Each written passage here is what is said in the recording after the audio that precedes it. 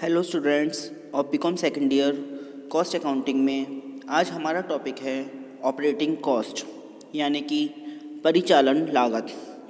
इसके बारे में सुनिए, ये होता क्या है। At present there are some firms which do not produce anything but are engaged in providing service to the public. In some factories also there are one or two departments which do not produce anything but provide service to other departments in the same way. Some firms and institutions are established to provide public services such as transport companies, मतलब gas, water and electricity supply companies, canteens, hospitals, cinemas, circus, school, postal departments etcetera. The cost of providing service is called operating cost. मतलब वर्तमान समय में अनेक संस्थाएं ऐसी हैं जो किसी वस्तु का उत्पादन ना करके जनसामान्य को सेवा प्रदान करती हैं. यही नहीं, कुछ कारखानों में एक दो विभाग ऐसे होते हैं जो वस्तु का उत्पादन ना करके अन्य विभागों को सेवा प्रदान करते हैं. इसी प्रकार कुछ विशिष्ट संस्थाएं आम जनता को सेवा प्रदान करने के लिए स्थापित हो जाती हैं. गैस तथा जलपूर्ति संस्था, विद्युत पूर्ति कंपनियां यानी कि इलेक्ट्रिक सप्लाई कंपनीज, कैंटीन, अस्पताल, सिनेमा, सर्कस, स्कूल, डाकतार विभाग आदि ऐसी संस्थाएं हैं जो सामान्य जनता की सुविधा के लिए सेवा प्रदान करती हैं. सेवा प्रदान करने की लागत को परिचालन लागत कहते हैं. अब इसमें डेफिनेशन आती है.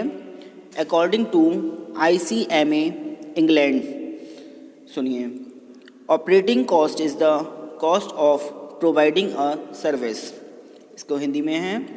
ICMA इंग्लैंड के अनुसार परिचालन लागत का अर्थ सेवा प्रदान करने की लागत है. मतलब सेवा लागत ज्ञात करने के ढंग को परिचालन लागत विधि ऑपरेटिंग कॉस्ट कहते हैं. परिचालन लागत विधि भी इकाई लागत विधि के समान है, किंतु इसके निकालने की पद्धति इकाई लागत विधि से भिन्न है. उपरोक्त विवेचन से यह स्पष्ट हो जाता है कि किसी जन उपयोगी संस्था द्वारा प्रदत्त की जाने वाली सेवा की लागत को परिचालन लागत कहते हैं और इस लागत को ज्ञात करने की विधि को परिचालन लागत विधि कहते हैं. अब इसमें आती हैं कैरेक्टरिस्टिक्स, विशेषताएं. सुनिए. In operating costing the principles of unit costing are applied. Still there are some special feature of this method. Under this method, the unit of costing is fixed in a special way. Per ton, per kilometer, per kilowatt hour, per passenger kilometer, per patient day, etc. मतलब इसकी विशेषताओं में परिचालन लागत विधि में इकाई लागत विधि के सभी सिद्धांतों का पालन किया जाता है, किंतु फिर भी इस पद्धति की कुछ अलग बातें हैं. इस विधि के अंतर्गत सेवा की इकाई विशिष्ट ढंग से निर्धारित की जाती है, जैसे प्रति टन, प्रति किलोमीटर, प्रति किलोवाट घंटा, प्रति मरीज दिवस आदि. This method of costing is used by those business which do not produce anything but provide service.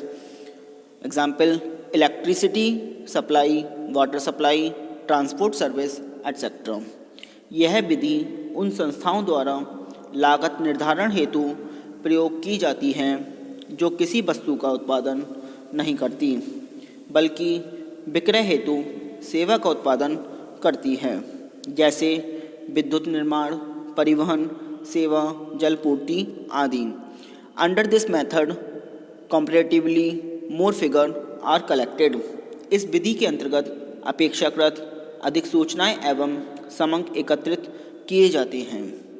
Under this method, the cost is not divided into prime cost, work cost, etc. But cost per unit is calculated on the basis of fixed expenses, maintenance expenses and running और variable expenses. मतलब इस विधि में लागत का उपविभाजन मूल लागत, कारखाना लागत आदि में नहीं किया जाता, बल्कि स्थायी व्यय, अनुरक्षण व्यय एवं परिवर्तनशील व्यय जोड़कर प्रत्येक की प्रति इकाई लागत दिखाते हुए प्रति इकाई उत्पादन लागत ज्ञात की जाती है।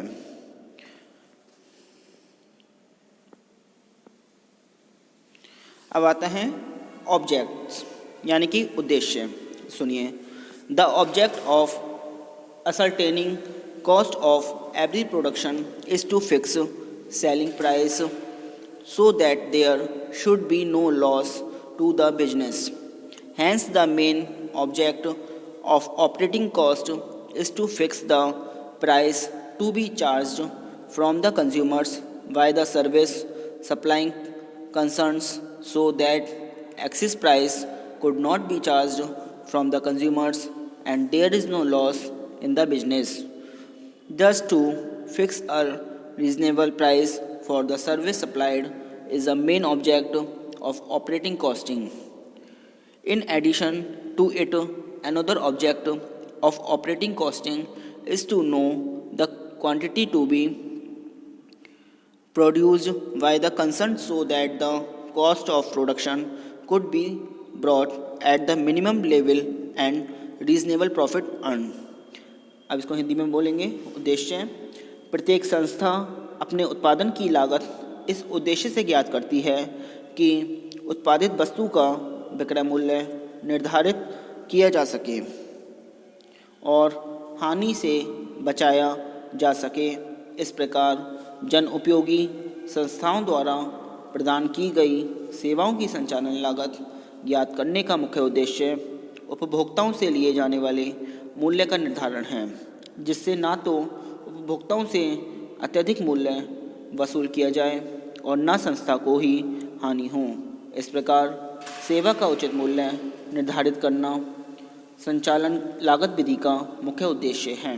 इसके अतिरिक्त संस्था को कितना उत्पादन करना चाहिए इसकी जानकारी प्राप्त करना भी इसका एक उद्देश्य है, जिससे सेवा के मूल्य को न्यूनतम स्तर पर लाया जा सके तथा उचित लाभ अर्जित किया जा सके।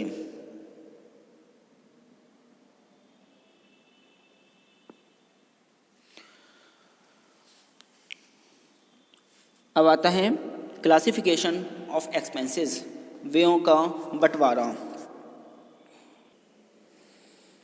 इसमें सुनिए, व्ययों का बंटवारा क्या होता है। The expenses in an operating cost sheet are generally classified into categories, यानी कि लागत पत्र के निर्माण के लिए समस्त व्ययों को निम्न भागों में बांटा जाता है।